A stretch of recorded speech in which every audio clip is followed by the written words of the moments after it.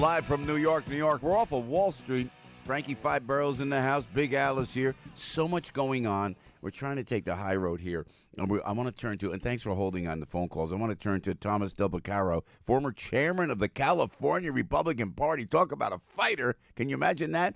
Author, attorney, Forbes contributor. I'm going to hold up Thomas's book, The Divided Era, How We Got Here and the Keys to America's Reconciliation. There's the book. You can get it on Amazon. You Google Thomas Beccaro. We just needed one more Italian in the studio, man. Absolutely. Welcome, Thomas. Great to have you. Finally be here. Huntington, Long Island, man. You were brought up there? I was born in Manhasset. I lived in Glen Cove for a while, then at Huntington, and then my parents took all 8 of us, 8 kids, out to the West Coast. And both your parents are Italian?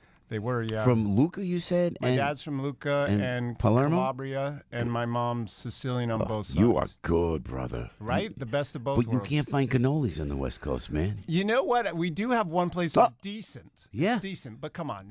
Yes, California, the delis. You know, on St. Joseph's Day, I couldn't get a Zapoli, Thomas, and we'll get to the heart of the matter, but I couldn't find a Zapoli for nothing. I'd be in L.A., Beverly Hills, fancy schmancy, wherever. We had to go to my Latino friends on the other side of town, and they made a pretty darn good Zapoli. So at the end of each August, right before my birthday, I have a cigars and cannolis party. You'll have to come next year. You know, Al will be there for sure. I'll be there. Cannolis and cigars. So what was it like being the chairman of the California Republican Party? I mean, there's some great Republicans out there, starting, of course, with Ronald Reagan. True. But not easy these days, huh? So listen, I'm good friends with Steve Moore, and I'm a big proponent of a flat tax. And economic prosperity is what our country should be about, right? Yes. And so for me, it was about telling the truth in a sea of very liberal people who are more interested in government power than they are in people's prosperity. I mean, California by far leads the nation in poverty. And the media doesn't cover it. So for me, it was every day. It was getting up and saying the truth, trying to be, a small candle in a dark room. But I still lit it up a little bit. You can believe it. Yeah. There's a good Republican out there, and I'm more an independent libertarian, but who's a good conservative? Let me use the word conservative. Chuck Woolery. Yeah. Chuck's great, man. Yeah, he's great. He is big on Twitter and Facebook as well. Blunt Force Truth, I think, is the name of his. I did his show. He's great like that. Yeah, and a lot of people want him to run for governor or something like that, but I think he's happy. Yeah.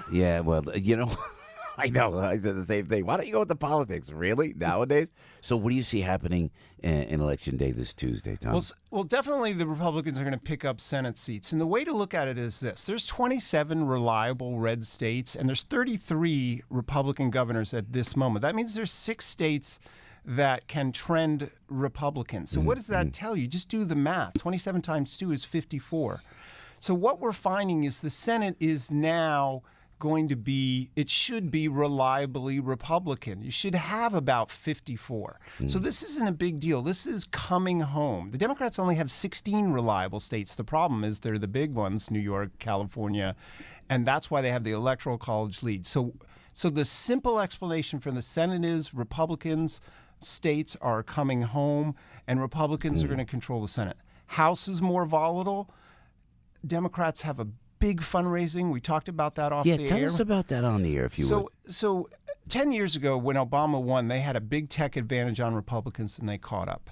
This election, 10 years from now, even next year, we will discuss the fact that the Democrats have what I call the Emily List effects. Much better at raising money for candidates around the country. Take Gillum in Florida. 95% of his money is coming from out of state. Do you hear what Thomas Beccaro is telling you? Tell me that again, that stat for the guy that's running against Ron DeSantis in Florida. Something like 95% of his money is from the state. Beto O'Rourke got $80 million. He's not getting it from What is with that? Talk about an empty suit, right? Yeah. But in Texas against Ted Cruz, yeah. They've outraised Republicans, get this, the Senate and congressional candidates by over $300 million. $300 million is the number George Bush, 43, spent to win in 2000, and that's their lead. So Republicans need to catch up with that, and one of the reasons the Democrats are going to pick up House seats is that fundraising advantage. Gosh almighty. And what do you think about the Jersey? We've been talking about Bob Menendez and Bob Hugin. Could you imagine if the media was objective? How is Menendez walking around saying I should be in the U.S. Senate? And Corey's there, who's a longtime friend. And I tick off everybody kind enough to listen. As soon as I say something halfway, I know Corey for many, many years, and I have affection for Corey. Disagree with him vehemently politically, but he's there, and the governor's there. Like, this is our guy, Bob Menendez, who has, by the way, he can call and share these 50,000 watts. Nothing. You know what this means in Italian? You know, the hand on the chin. Nothing. I get nothing. Bob Hugin comes in, has been in. Is there a shot? I didn't mean to interrupt you. I'm sorry, but well, you know, you said something the way it is in the divided era. Partisanship matters more than objectivity. And so they're going to vote for this guy no matter what. Is it possible that he closes the gap? It depends really at whether Republicans recover momentum. They had good momentum until these awful, tragic things that go on. And, of course, the media blames who? Yep. It doesn't matter that Nancy Pelosi says there's going to be collateral damage or that Eric Holder says, oh, when they're down, we kick them. Yeah. That's not a problem. Yeah. But Maxine Waters going off the chart. That was scary. Right? Really scary. So they get to say that stuff. It doesn't matter. Yeah. But if Donald Trump says the media is not a good force in America, well, that means that even though the media is not even involved in these sort of things. So he's an underdog, but I'm a Jet fan, so for life. So what do? I root for underdogs, hoping any given Sunday. Boomer's a close friend. I love Boomer, man. I know it's so interesting. So you let me show this book on camera if I can. Thank you, George. This is Thomas's book, The Divided Era: How We Got Here and the Keys to America's of Reconciliation. We're divided, and before we went on the air, you chatted about what exactly this book is about. This could not come at a better time, Thomas. And thank you. I started writing about this about 11 years ago, trying to get people to understand. People want to blame the individuals in the game, right? They want to say it's Trump's fault. They want to say it's Obama's fault. But here's the reality. The bigger government gets, everything government does, everything, it picks a winner, a loser, and someone to pay for it. And there's that competition. So we have $6 trillion in government we're fighting over, and that leads to more intense competition. Federal government all the way down to the city council, $6 trillion, 37% of the economy. So we want to be the party that hands out the money. We want to be the party that decides who gets taxed. So there's that competition. There's a competition to get the money. Everybody wants the money.